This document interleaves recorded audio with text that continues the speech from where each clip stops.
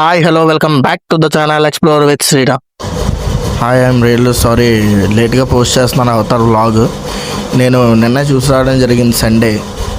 Avatar fire and ash మీద నాకున్న expectations ఏంటంది ఈ వ్లాగ్లో మాట్లాడదాం. అయితే అవతార్ 1 చూసినప్పుడు మాత్రం ఒక అమేజింగ్ ఫెంటాస్టిక్ ఫీలింగ్ కలిగింది నాకు. ఆ అవతార్ 1 2009 2010 అనుకుంటా, నా చిన్నప్పుడు చూసాను నేను.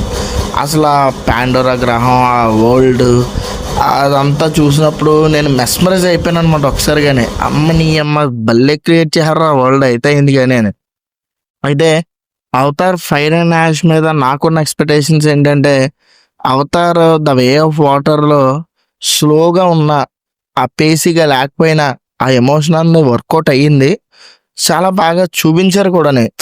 ఎక్కడైతే ఆ వాటర్ సీక్వెన్సెస్ ఉన్నాయో, అండర్ వాటర్ సీక్వెన్సెస్ కానీ, వాటర్ దగ్గర ఫైట్స్ కానీ, తుల్కున్స్ అని చెప్పి తిమింగలం టైప్లో ఉంటాయి.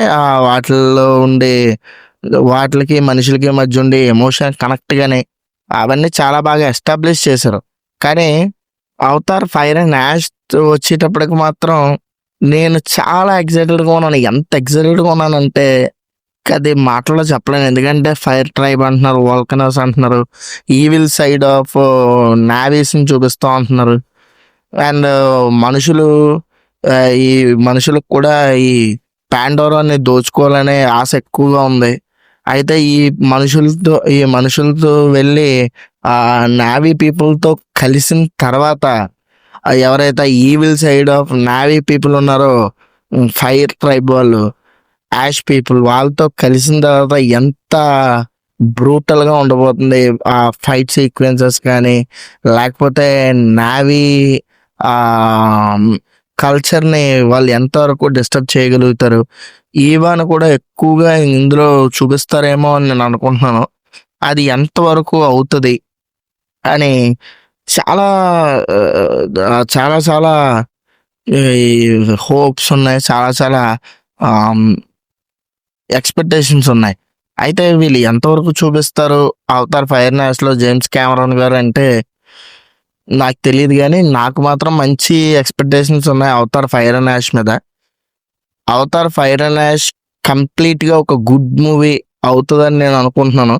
అయితే దీనికంటే ముందు ఒక చిన్న రీక్యాప్ మాట్లాడుకుంటే మాత్రం, అవతార్ ద వే ఆఫ్ వాటర్లో మాత్రం అమేజింగ్ విజువల్లీ స్టన్నింగ్ విజువల్స్ ఉంటాయి. ఆ వాటర్ సీక్వెన్సెస్ కానీ, ఆ ట్రైబ్ని ఎస్టాబ్లిష్ చేసే విధానం కానీ, అవతార్ 1లో ఉన్నదానికంటే 10 times better quality avatar way of వాటర్లో ఉంటుంది. వాళ్ళు రియల్గానే అక్కడ ఉన్నారేమో, మనం రియల్గానే పాండోరా గ్రహంలో ఉన్నామేమో అనే ఆ ఫీలింగ్ ఏదైతే ఉందో, ఆ ఫీలింగ్ మాత్రం అమేజింగ్ ఉంటుంది. డైలాగ్స్ కూడా అవతార్ వే ఆఫ్ వాటర్లో చాలా వరకు మచ్ బెటర్ ఉంటాయి. ఇప్పుడు ఇందులో డైలాగ్స్ ఎలా ఉంటాయండి సినిమా చూసేవారికి తెలియదు. అయితే ట్రైలర్ చూసినప్పుడు మాత్రం డైలాగ్స్ ఎక్కడో దెబ్బ కొట్టినట్టు అనిపించాయి నాకు. అది చూద్దాం, అది ఎంతవరకు బాగుంటుంది, ఎంతవరకు బాగోదండి అవతార్ ఫైర్ అండ్ యాష్ చూసిన తర్వాత తెలుస్తుంది. అయితే అవతార్ 1 ఏదైతే రీక్యాప్ ఉందో, అవతార్ 1 రీక్యాప్ గురించి మాట్లాడుకుంటే, జేక్ సుల్లీ అనే మెరైన్ సోల్జర్ పాండోరా గ్రహం మీదకి అవతార్ మిషన్ మీద వెళ్ళి అవతారంలో కలిసిపోయి వాళ్ళని అక్కడ లోపల ఏదైతే ఈ ఆర్డిఏ సంస్థ ఉందో అది యురేనియం కోసం సెర్చ్ చేస్తున్నప్పుడు వాళ్ళల్లో ఒకళ్ళ కలిసిపోయి వాళ్ళని ఒప్పించి ఆ ప్రాంతం అంతా ఖాళీ చేయించి ఆర్డిఏ వాళ్ళ పని వాళ్ళు చేసుకోవడం కోసం జేక్ సుల్లీ ఒప్పించాలి. లేదంటే ఈ మిలిటరీ అవుతుందండి స్టోరీ. నాకు అర్థమైన స్టోరీ అంటే జేమ్స్ కెమెరాన్ స్టోరీ నేను జడ్జ్ చేస్తారా అలా కాదు, నాకు అర్థమైన స్టోరీ అది. అయితే అవతార్ వే ఆఫ్ వాటర్లో మైల్స్ క్వారిచ్ వల్ల థ్రెడ్ ఉంది. ఆర్డిఏ వల్ల మళ్ళీ వాళ్ళ తెగజాతి వాళ్ళు నష్టపోతారని గుర్తించిన జేక్ సుల్లీ వాళ్ళ ఫ్యామిలీని రక్షించుకోవడానికి వాళ్ళ ప్రాంతం వదిలి వేరే సైడ్ ఆఫ్ ట్రైబ్కి, వేరే సైడ్ ఆఫ్ ప్రాంతానికి అవతార్ వే ఆఫ్ వాటర్లో వెళ్ళడం చూపించారు. అక్కడికి వెళ్ళి ఎలా కాపాడుకున్నాడో అవన్నీ చూపించారు. ఓకే, వాళ్ళ పిల్లల్ని వాళ్ళని ఎస్టాబ్లిష్ చేయడం, కిరీకి ఎన్ని పవర్స్ ఉన్నాయి, కిరీ ఏవతో ఎలా కనెక్ట్ అవ్వగలదు, ఆ తర్వాత నితేయం ఎలా ఉంటాడు, లోక్ ఎలా ఉంటాడు, ఆ చిన్నపిల్ల అలా వీళ్ళందరూ ఎలా ఉంటారు, వీళ్ళ ఫ్యామిలీ అంటే ఏంటి అన్నది మొత్తం ఐ ఆఫ్ వాటర్లో ఎస్టాబ్లిష్ చేశారు. తర్వాత లాస్ట్లో మైల్స్ క్వారిచ్తో ఫైట్ అవుద్ది, ఆ షిప్ అంతా మునిగిపోద్ది. కానీ మైల్స్ క్వారిచ్ ఇంకా ఎదురు తిరిగే ఉన్నాడు, ఇంకా బతికే ఉన్నాడు.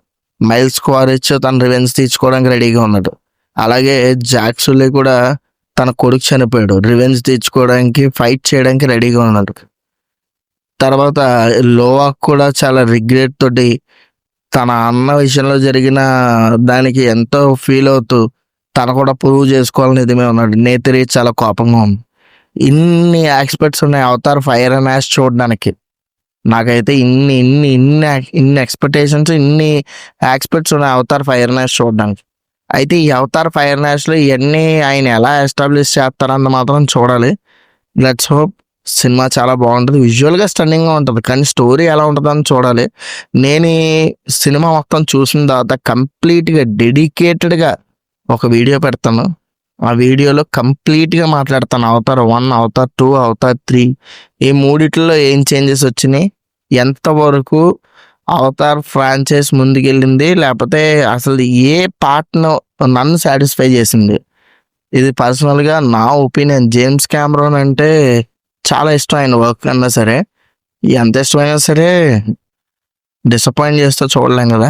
అవతార్ 2 అయితే నన్ను అంత సాటిస్ఫై చేయలేదు.